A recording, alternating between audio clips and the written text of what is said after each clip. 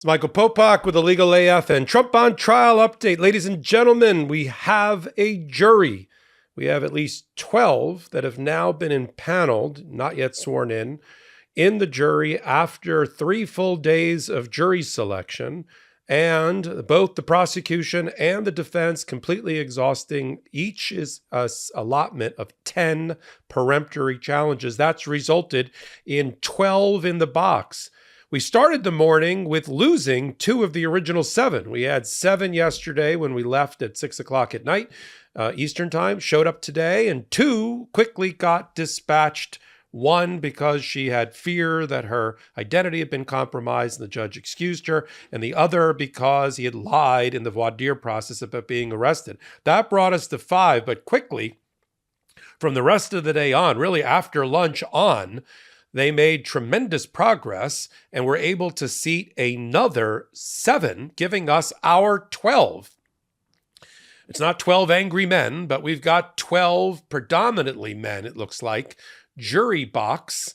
And now it moves on to the rest of today, another half an hour or so, and then tomorrow and beyond to try to get to the total of 6 alternates that it was starting with some new peremptory challenges that both sides have. 1 alternate was already picked. But the headline, obviously, here is we've got our 12 Trump jurors in the Manhattan DA criminal political or election interference business record fraud case with Stormy Daniels and Michael Cohen at the heart of it. I have some biographical detail about each of them that reporters have been able to suss out, despite the judge admonishing the jury about revealing certain details. We do have the details. We're not violating any court rules here. I can tell you about the 2 that have just been selected. Interesting. These are the replacements for the 2 that were, I'll start there. The 2 replacements for the original 5, and then I'll go back and tell you about the others. The 2 replacements, the replacement for juror number 2, who was the oncology nurse who was dismissed, is an investment banker. He's married for more than 10 years. And interestingly enough, he gets his information, including from both following Michael Cohen and following Trump on Truth Social. I mean, that is an oddity that he gets. And he also said he read The Art of the Deal that was ghostwritten for Donald Trump. Interesting polyglot there, interesting person in juror number 2, but he is now, and it's a male, and the investment banker sitting there in seat number 2. In seat number 4 is a security engineer, also a man with a high school degree. Don't know much more about him. Now let me tell you about some or all of the rest that have been reported, and this is from the Washington Post and their investigative reporting, getting access to things. Another juror is another male. So now we're at, if you're counting at home, 3 so far out of the 12 are male. There'll be more. This juror gets his news from the New York Times, the Daily Mail, which is a British paper, some Fox News, and MSNBC. He lives in West Harlem and works in sales and married with no children, and he likes doing things in the outdoors. I feel like I'm on one of these dating game shows. Another juror is a male. He is a corporate lawyer. There are 2 lawyers on this panel. There's an old joke about lawyers who can't get dismissed from jury duty. We'll leave it at that.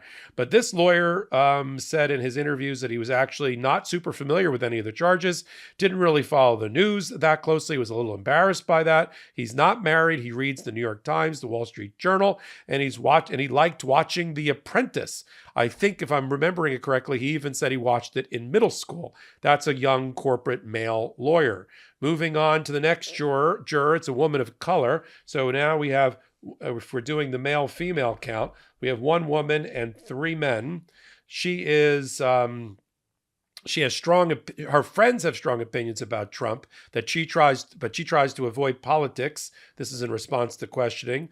While most of the jurors in the box indicated they were aware that Trump faced other criminal charges, she said she was not aware of that. And this is the one I said on Legal AF last night that I was concerned about because of this comment. She said, President Trump speaks his mind. I'd rather have that than someone in office that we don't know what he's doing behind the scenes. She lives in Harlem her entire life. She gets her information from Google and TikTok. and listens to The Breakfast Club, a radio show in New York City. Her mother and godfather worked in law enforcement and are now retirees from the New York Police Department. That's interesting. The next juror is also a female, so now we're at 3-2 in the split. She said that she would treat Trump like any other person on trial.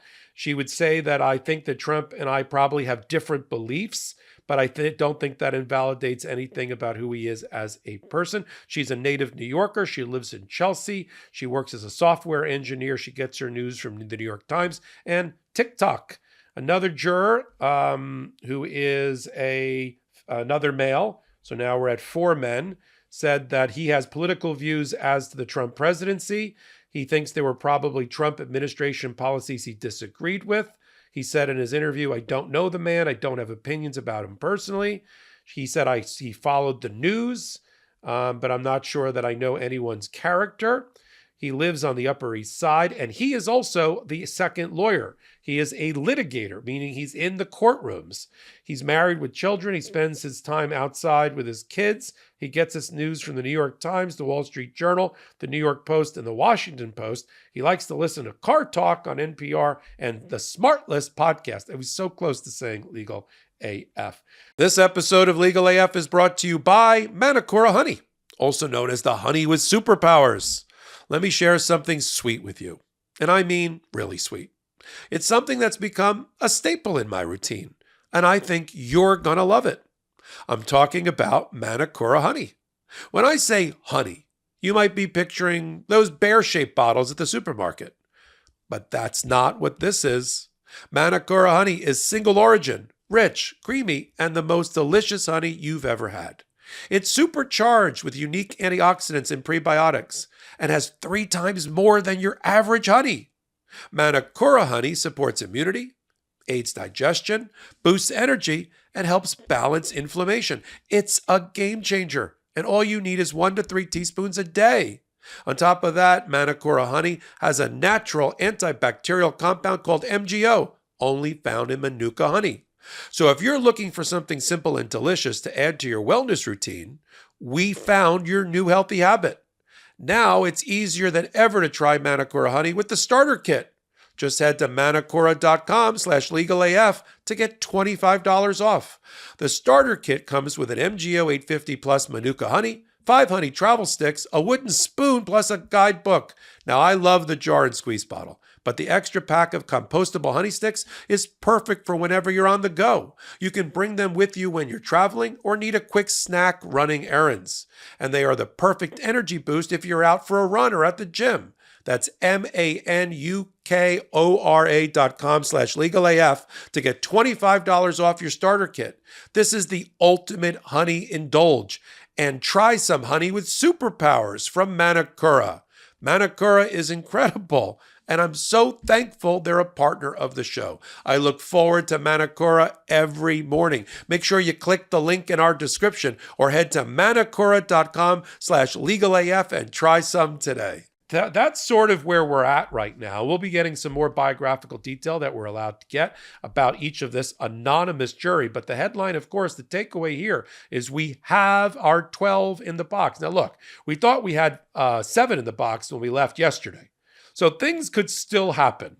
Until they are sworn, things could happen, and stranger things have happened. So tomorrow morning, would I be shocked if we lost 1 or 2 of these people? Because overnight, the Manhattan DA does even more scrubbing of their biographical details and runs it through a few more databases? No. Or that the Trump side goes and scrubs some social media postings and finds things on there. And we're having a whole nother rigmarole tomorrow about whether 1 or more of these jurors of the 12 get removed. It could happen. But we've got at least tentatively, we've got our 12 not so angry men and women and others on this jury, plus 1 alternate. Who knows that they are an alternate? 5 more alternates to go, and hope that we can lock down the 12 in time to get to the part where they take their oath as jurors, so we can have an opening statement. Now, let me give a quick recap. 12 is the magic number, right? It's not just the play, 12 Angry Men in the movie. 12 is the number in New York. person who occupies seat number 1, he's the foreperson, and it is a he. That's another male. This is becoming a predominantly male jury. That person occupies seat 1. We've talked about the other seats and all of that. The other 6 alternates know that they're alternates, but they have to, take notes and pay attention and do all the things just in case they're pressed into action. They're sort of like on the bench, like in a sports team. They could go in at any moment if the starter pulls up with a bad hamstring. So they'll have to be prepared. Once the case is over and the jury is charged and sent back to deliberate 6 or 8 weeks from now, after the close of evidence for both sides, after both sides rest, then that is the 12 that will go in. If there's been a switch out, like one of the jurors gets excused along the way, we have the 6 to draw from. Once a juror is excused, they don't come back. So if a juror has a medical problem, a family problem, a work problem, something catastrophic, we don't want it to happen, but does happen, they get removed. There's an X. We bring up one of the alternates. They take the chair permanently. It's not like you can come and go. Can't make it Wednesday, Your Honor. I can't make it Thursday, Your Honor. And, alternate number 2 sit in for me? No, it doesn't work that way. It's not a job share, right? It's not office sharing. You're out.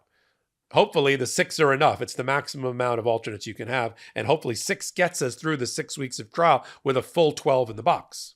That 12, whatever composition it is, and it may well change, certainly from today going forward, 2 or 3 alternates being slid in, that group goes in for deliberation. Now, here's the tricky part, and I want you to be sensitive to this. That's why I mentioned it a couple of times on Hot Takes and on Legal AF. If after the jury starts deliberating, we lose a juror, we lose just one juror, they can't continue with 11, and an alternate can't be slid in after deliberation starts unless the defense, Trump, agrees.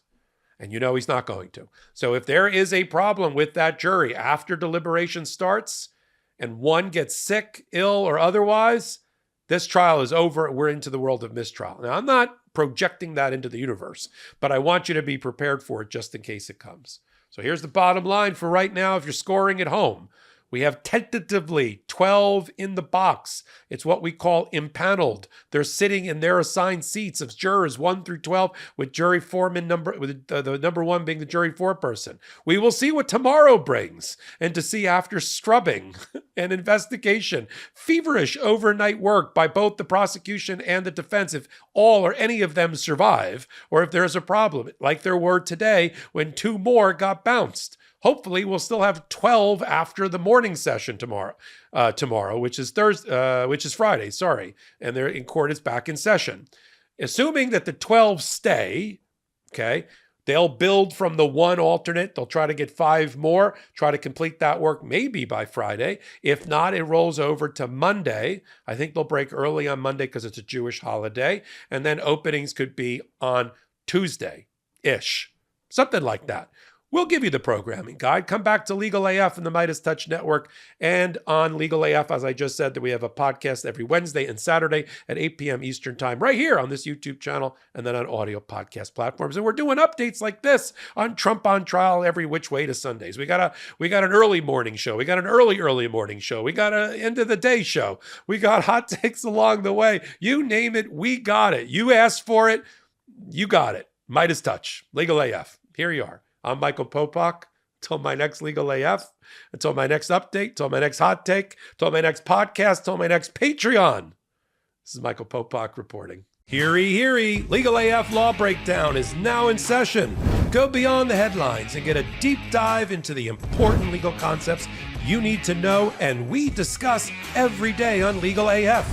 Exclusive content you won't find anywhere else, all for the price of a couple of cups of coffee. Join us at patreon.com/legalaf. That's patreon.com/legalaf.